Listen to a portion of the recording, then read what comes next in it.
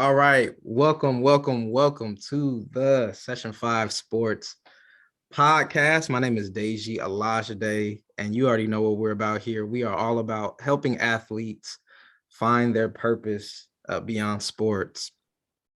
Today is March 31st, man. It's the last day of March. I feel like March is just flew by. This year is flying by. But today we have a very special guest. This guy is an awesome individual, man, and I had the chance to meet him through another friend of mine, DDA, who is also just a super bright guy. And our guest today is Andrew. Andrew, what's going on, man? What's going on, Deji? It's great to be here. Thank you so much for having me. Yes, man. Glad to be with you here on this beautiful thing we call the internet. And it's awesome, man. I'm out here in Corona, which is Southern California, recording today. Last episode I was out in San Diego. So tell us, just where are you coming in from today? Yeah, I'm here from my home office in Brooklyn, New York. I'm in Park Slope, right by Prospect Park. Is Brooklyn in the house? Yeah, I'm like a 25-minute walk from where I'm told Steve Nash lives, but I've never seen him. I haven't seen him yet. Okay. But we'll see. Hey, Steve Nash, man. Yeah. What a guy, man. And are you a Nets fan? No. Not grew up. Look, if you're like a young kid in New York, you're constantly fighting with your friends, Giants, Jets, Rangers, Islanders, like Mets, Yankees, but we could all like get along and root for the Knicks together until the Nets moved to Brooklyn. And it's just like, come on, like we had one team and now, yeah, they're nope. Can't do it. Well, I know the mayor went ahead and said Kyrie could start playing, with the whole vaccine thing. So yeah, he won that one. We'll see what they end up doing, man. But are you a Knicks fan then, or where you at? Yeah, honestly, I follow basketball these days pretty like casually. I'm not so into it. It's more like I don't know, like wake me when the conference finals start, I think, and I'll tune in. It's more like that. I'm the same. Yeah. I am the same. Like I'm Lakers till I die, but right now, who knows if, let alone a conference final, who knows if we even gonna make this playoffs, bro. It's not looking good for us. No. I'm like, the only thing that's coming back this season is LeBron's hairline. That's about it. Oh boy. It's not look good. So look, I don't want to butcher your achievements and your accomplishments, man. You've done so many great things as a coach, as a consultant, leading workshops for different companies and even doing some stuff now with athletes in transition. So I'm gonna go ahead and let you introduce yourself, man. Just tell us a little bit about you and like kind of what you've been up to and some of your accomplishments, man. Sure. Yeah. No problem, Deji. It's yeah, for all the athletes listening out there, I was the first kid to play college basketball coming out of my high school in 10 years. I played Division III at Swarthmore College, which is a small liberal arts school near Philadelphia. And it was another probably 8 to 10 years before anyone else came out of my high school and played college ball. So yeah, really had to assert my interest in that environment. And from there, I've had a lot of different adventures. I've coached and worked all over the country in the world of basketball. I worked for PGC basketball, coached down at the IMG academies in Florida. I did some work with the Seattle Storm. And after my time in basketball, again, longer story, but got into the world of mindfulness, was the first hire at 2 different mindfulness startups, one of which we grew really from like 0 to 1, like 0 to $1 million of annual recurring revenue, and got our seed stage of venture funding, and through that was able to spread the word of how mindfulness can be helpful at a bunch of different types of companies. Mm. And we can talk more about that, but really all along the way have been just invested in my own athletic journey, in one way or another. I co-produced a basketball tournament in Tibet, um, with an amazing cross-cultural leader named Bill Johnson. And now I've launched a new course, which is adjacent to my own coaching practice, where I support people in career transition. A new course specifically for athletes called Athletes in Transition. Yeah. Yeah, so maybe we'll talk a little bit more about that. But it's been a great journey so far. Yes, man. So you were, IMG, Seattle, overseas. I mean, you've done quite a lot of traveling, man. And Mhm. that's like one of my hobby bugs as well as traveling. Especially like having, my father being from Lagos, Nigeria, and having gone to Israel. This is now my seventh time I've been. So I just, man, I love traveling. I hope one day to be able to travel and do some stuff with sports. That's like a vision for sure. So the fact that you've done some coaching and stuff is awesome. And real quick, I just wanted to tease this out a little bit for our listeners who Sure. may or may not understand. When you say mindfulness, what do you mean by that? Mindfulness. Well, I mean, having a degree of autonomy and choice over where we place our attention. That's Mm. what I mean. And yeah, it's a really important skill. And one of my favorite things in sharing mindfulness with people is to break the mold from how it's been expressed in interaction with capitalism. Mm. Uh, like mostly it's being sold as something that calms people down, and that you're supposed to feel a certain way after you do it, or you're supposed to look a certain way while you do it.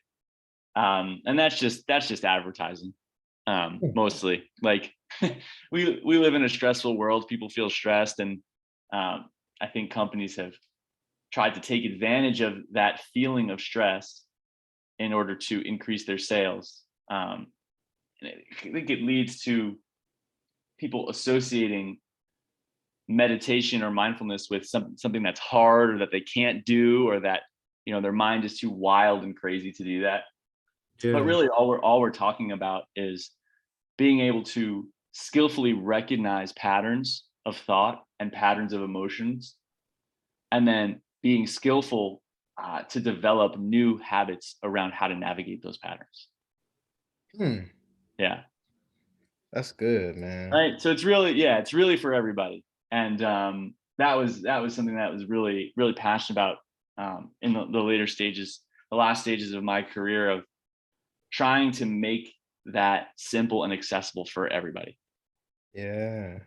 Oh, that's Yeah. so good. That's so good. That's so good. We're definitely, I want to come back to that, man, because there is a lot in our current just world, right? With busyness being valued and like glorified and being distracted and so many things. And so when you say mindfulness, like that word jumped at me. I'm like, ooh, Yeah. love to dive into that. Now you said something as well. You said you were the first athlete to go to college in 10 years at your school For and basketball. Yep. for basketball. Yeah. Now, what position did you play, bro? Point guard, shooting guard. Now, so were you like when you say point guard, shooting guard, were you like AI coming down and dribbling and shooting, or who would you like kind of mirror your game to as a point guard, shooting guard?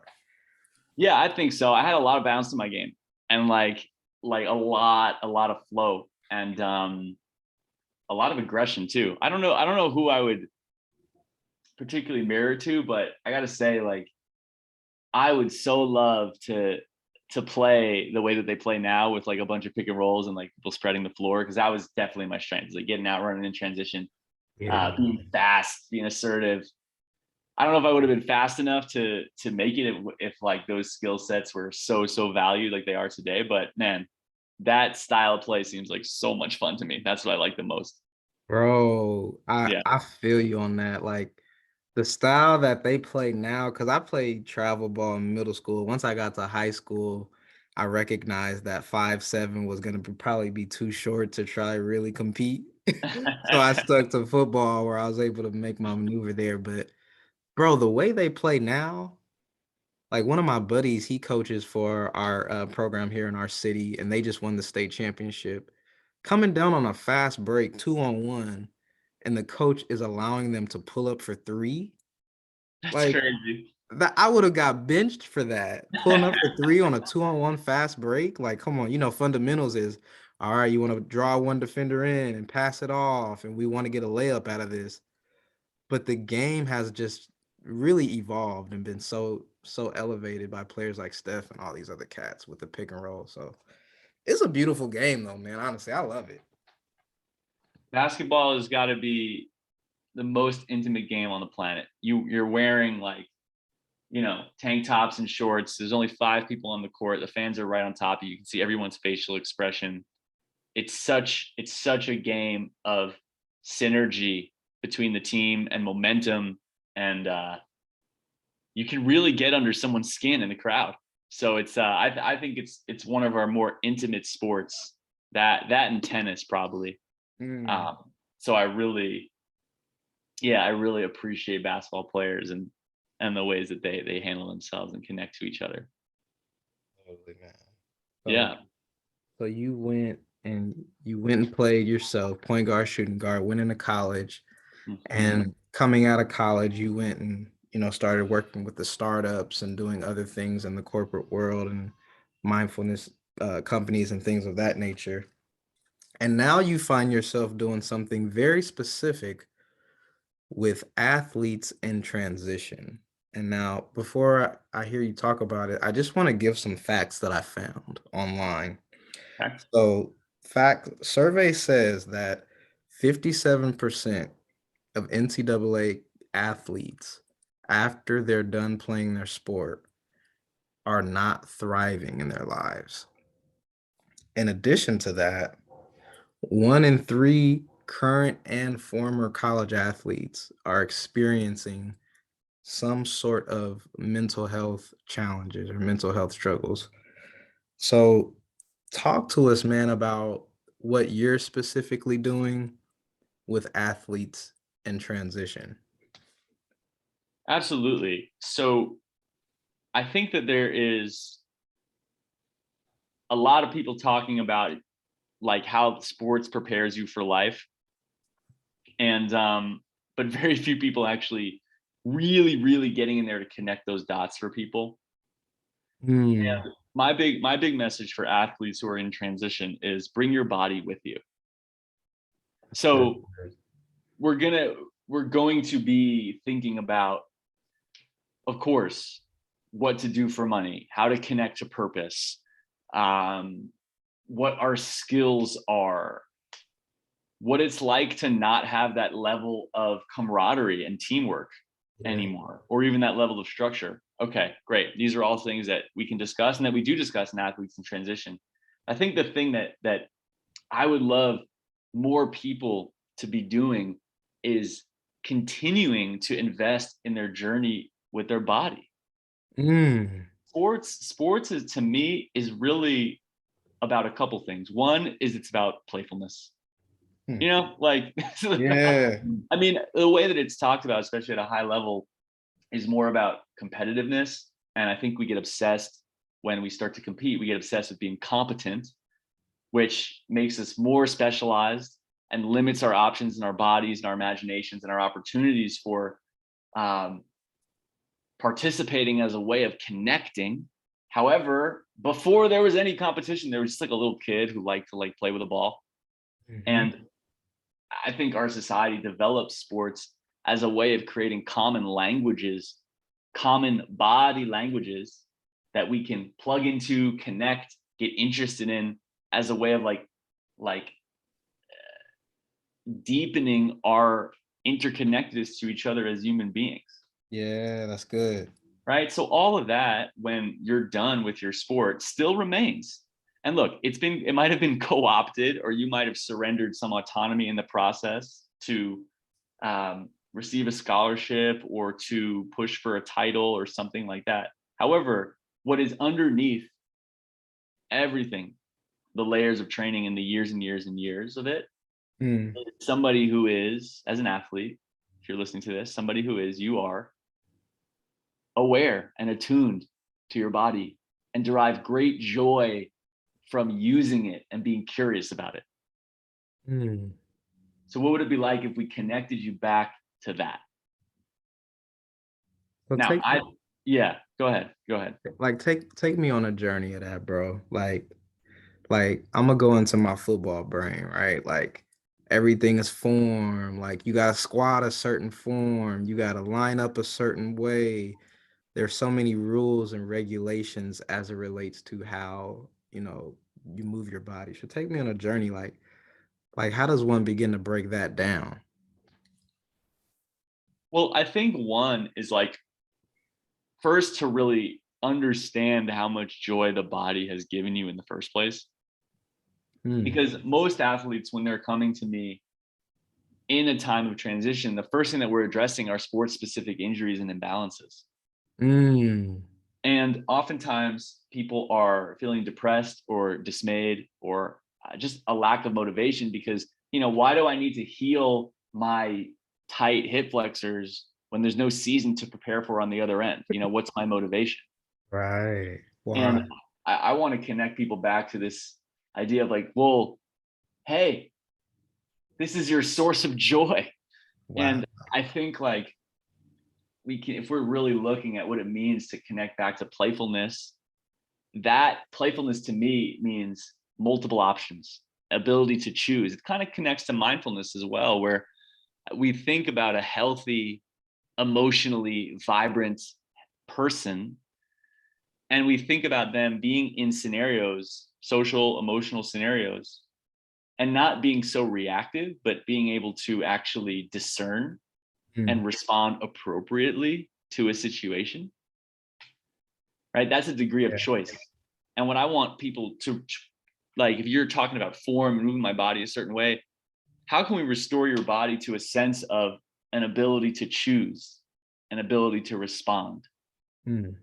Right. So sometimes that's healing sport specific injuries. Sometimes it's just putting you in scenarios where it's like, okay, fine, you're a receiver. You know how to go fast. You know how to, be electric. You know how to be precise with your hands. What if we put you in a scenario where softness is all of a sudden valued Mm. or stillness? What do you do now? Or what do you do when you don't have to compete with the defensive back in front of you, but you guys are actually cooperating to achieve a goal? Whoa. So it's totally, we're trying to confuse people's souls, but what they find in the process is that, first of all, they love it because, like, what athlete doesn't love a physical challenge? And also, like, we try little by little to reestablish, reconnect people to the joy of being autonomous in one's body. Mm. Because so much of the time you're talking about squats, like, why are we doing squats? Like, most likely because it's going to help us win. Yep. It's going to help us be better and defeat someone or conquer something. Mm. And I'm not trying to hate on squats, but like, what if you were to design a way of moving a workout program that wasn't so much based on winning, but was more based on curiosity, more based on moving towards pleasure, more based on like, what do I want to do and how do I want to do it? Mm. Yeah. And I think that because we're so connected to our bodies as athletes is a tremendous pathway for people to really start to like, what do I want to do with my life? Oh my gosh, like there is so much joy and happiness and like inherent worthiness to my life, Mm. period, just because I have a body and can use it. And I think that is a real, I find that to be with the athletes that I work with, a real pathway for them to access their own curiosity and resourcefulness and motivation to like plug into society in whatever way works for them in terms of like money, purpose, passion, career. Yeah, man. Right.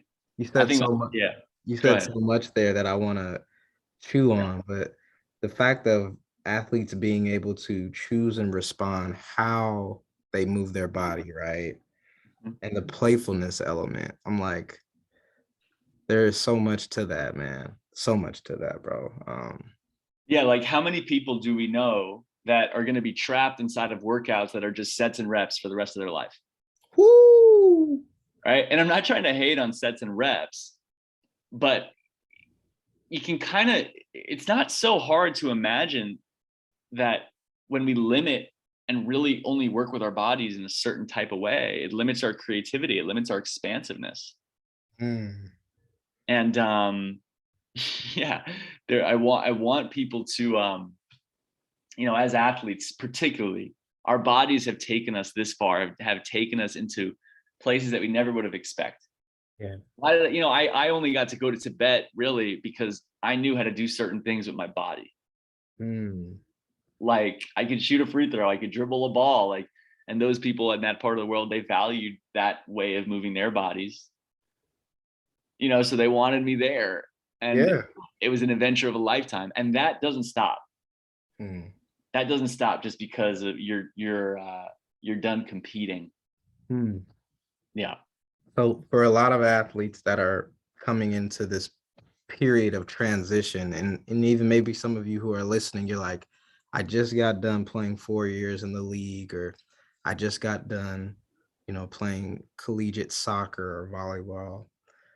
The fact that you're mentioning the first step is usually identifying some of these sport specific injuries. That's huge because, most athletes were taught to just kind of play through the injuries, and then that creates its own thing. So what, in addition to addressing the sports specific injuries, what also have you noticed is something that comes up as a topic or a thing to discuss in this transition period?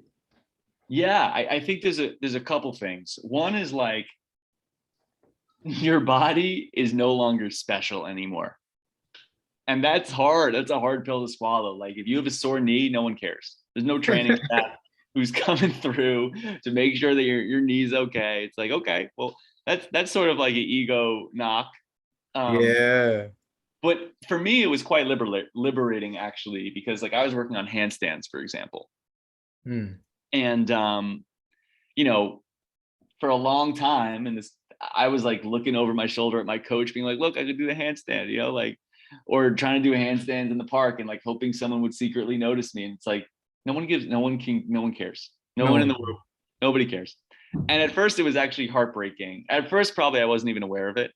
I was just still trying to be performative and like trying to get noticed through my athletic accomplishments like I had since I was 8 years old. And then it was like, okay, no one cares. This is kind of sad and boring. And what am I doing this for? And then eventually it was like, wait, oh, I can do whatever I want. Like nobody cares if I skip a workout. No one cares if I work out super hard. Like I Right. can just do whatever I want. Hmm. Okay, great. So that's great. And then I think another thing that is really important for athletes coming out in this is like, they might say, yeah, but I don't want to do handstands, or like, I don't want to, or yoga's boring to me. Or like, I miss that competitive drive. I think there's a certain period of grief and mourning that really should take place Mm.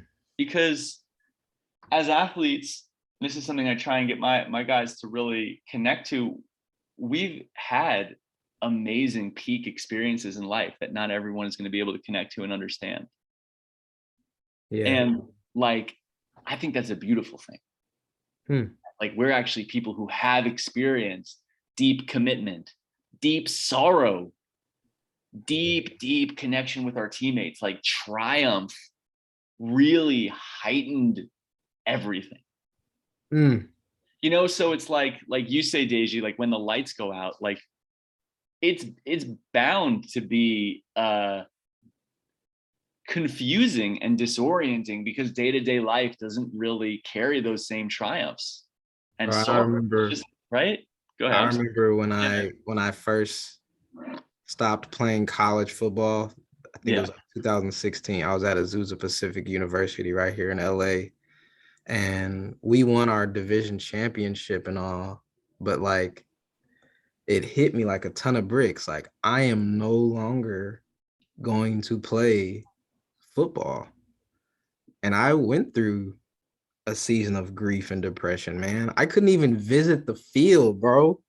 Yeah. Like, I was just like, because for so long, my whole life was designed around, workouts and team meetings and team meals and travel. And it's like so much of my life was centered around sport, this sport being football, to where when it was taken away from me, I had to ask myself, who am I now? Mhm. Like, who am I without football? And I didn't know, bro. It was very devastating, bro. I think that it's natural in that scenario for people to blame themselves, because that's certainly what I did. Mm, Because for me, it was like I blew it.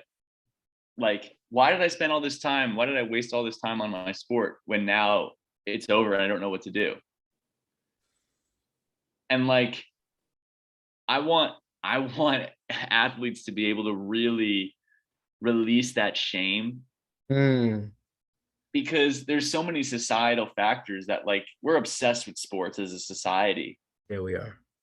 that really like influence us. And there's a lot of childhood factors. Everyone is there in their own way, comes to this certain level of specificity and intensity. And I don't think it's anything to be ashamed of to like come out of an experience like that lost and confused. Mm, Like, it's super normal. I think it was for me. Like, I didn't know it at the time, but now looking back, it's like, oh, of course I felt that way. mm. And how So long did that kind of season last for you? That feeling confused, and how long was that for you? years, right? I mean, Same. right? Yep. Years, not quick. But I guess that's why we're doing this work, right? Is to try and help the next generation speed up that cycle. Totally, man. So, man, we can really cover this and dive deep into this, and there's so much here, man. Um, and I wanna ask, like, for someone who's listening and they're like, man, I tore my ACL, bro, and I'm done. My season's done. Like, Yeah. athletics is over for me in this regard. What would you say to like that person? Yeah. I mean, I had a really bad concussion my senior year of college, and I missed my entire senior year. I had trained the whole summer. I was coming in the best shape of my life, and I never really got to break into the starting lineup. And this was going to be my time to be a meaningful contributor. And I got injured the night before our first scrimmage, and I never got that experience. Mm, And I ended up coming back for like a second senior year, basically, because the NCAA gives you your eligibility if you don't play any games. It doesn't cost you a year. And because of the concussion, I had to withdraw from school because with a concussion, it's a long story, but it's very hard to focus on one's schoolwork, and it's just hard in general. yeah. So I took a leave of absence. So I came back for like a super senior year, and by that time I was out of shape and heartbroken, and we had a new coach, and I was a fifth year senior, and he was trying to build his new program. I think I might have played 6 minutes that entire year. Dang.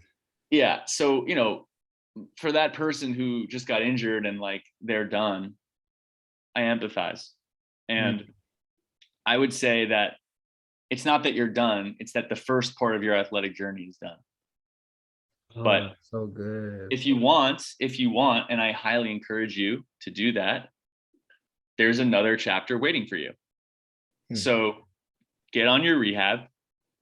It's going to be boring and not so fun. But what's on the other side of that is a whole world of playfulness and a whole world of curiosity and exploration and human connection that like is beyond your sport.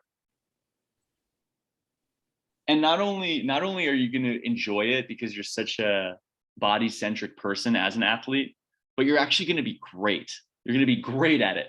And not that it's all about being great, but like I found, for example, like I taught myself to juggle a soccer ball over COVID. Mm. Yeah. So I went from 0 to like I could probably juggle like 60 times. Oh, wow. Yeah. And it's like it was so fun. Like it reminded me of working on my crossover, and like I understood and could access that part of myself because of my athletic childhood. And how Mm. dope that we have that access to joy through the simplicity of like play and participation. So go and like heal your ACL. Don't stop being an athlete, and like grieve it out, get your support. It's totally normal to be upset, and there's a long life ahead of you. Man, I wish somebody would have told me that, man, as I process some of my injuries in sports. And I think sometimes injuries in sports are like a great catalyst for what's on the other side. Mm-hmm. Like there's been moments where I tore my ankle or broke this, and it just caused me to see the world so differently. Like last year, I tore ligaments in my ankle playing basketball with some kids at a youth program. Mm-hmm. And when I say I was grateful for little things like just walking, like it just, it really changed my mind and allowed me to see the world in a different way, man. So I talk about this in the book I'm writing, When the Lights Go Out, how as athletes, we have the opportunity, like we get to turn our pain into pleasure or turn our pain into purpose, you know? And it can be a beautiful thing like you're talking about, Andrew. That's beautiful. Oh, so good, man. Well, Yeah, there's a lot. There's a lot. Brooklyn is definitely in the house today, man. You know, you are a wise soul, bro. You are a wise soul. Thank you. Thank you. I mean, I guess this is the journey, right? Like the only reason I have any wisdom is because I went through a lot of pain, That's right. You went right? through the pain. That's right. And like, I don't know, that's just what we're trying to do, right? Like be as conscious as we can about what we're going through so we can step out of our own way and reduce suffering for other people. And like that's really, thank you. Yeah, it's what this is about. Um Andrew, yeah. how can people listening find you or connect with you and just be on mission and on journey with what you're up to? Yeah, I don't update my socials very often, but my Instagram is the Athletic Heart. And you can find athletes in transition just by probably Googling athletes in transition, or you can go to athletesintransitioncourse.com. And you can hit me up there. But yeah, if you do hit me up, let me know where you're located, because there's the movement community and the people who are interested in um, continuing the journey with their bodies is vast. And wherever you're located, I might be able to plug you into people who are doing cool things, or we can just hop on a call and talk more about what you're moving through. So yeah, you're not alone. To anyone who's out there listening, right, Deji? Like that's kind of what we're here for. They're not alone. What we're here for, man. They are not alone. They're not crazy. Not crazy. And Definitely not crazy. Grief, sadness, despair. yes. Honestly, one of the things that I felt, Deji, was relief. Mm. My dad was so hard on me, and I felt so much pressure to perform that when I got a concussion and like for the first time in my life, I had no guilt about not working out. It was actually kind of nice. So if you're feeling relief, that's normal too. Yeah, man. Oh, there's so much there, man, especially So with much. that grief. Um, I took a class in my grad program Mhm. on like death and grief, and it is very similar to ending a sports career. Like Mhm. the death of a loved one is almost similar to the conclusion of your sports journey. So you are going to go through bargaining and denial and acceptance and all those stages, man, of grief, but it's a part of that process. And yeah, like it takes years. Like even I was Mhm. talking to one of my boys the other day at the gym. He played in the NFL for the Bears and for the Minnesota Vikings. Mhm. And same thing, man. He's like, bro, I was in the league and I'm done now, and I'm trying to figure out like, man, like what do I do in this transition period? So it's so many people who are right exactly where you are for those who are listening. So this is good, man. Fantastic. Deji, thank Andrew, you so much for having me. Andrew, any closing thoughts or statements that you would want to leave our listeners with? let's see. Yeah, you're not alone. Keep playing in your own way. Stay in your body. Stay with it. And whatever emotion you're moving through, as difficult as it may be, or confusing or disorienting, just know that like you can always reach out to a former teammate or a coach or an elder or me or Deji, and we'll tell you that you're not crazy. So good, man. yeah. Andrew Greenblatt, we are so glad to have you, man. Once again, just want to give it up for you, bro, for stopping by on the pod today. And I know we'll be doing more work together in the future, man. So everybody listening, if you want to check out Andrew, he's on Instagram at The Athletic Heart, and you can explore his course, Athletes in Transition course. And there's just so much I know he has to offer in addition to his athletic experience, also with his career coaching as well. So please be sure to connect with him. And like he said, you're not alone. Keep playing, keep moving, and reach out to someone, former teammates or whoever, to continue to go in your movement journey. So my name is Deji Olajide. I'm your host. This is the Session 5 Sports Podcast, where we help athletes find their purpose beyond sports. And until next time, have a good one. Peace out.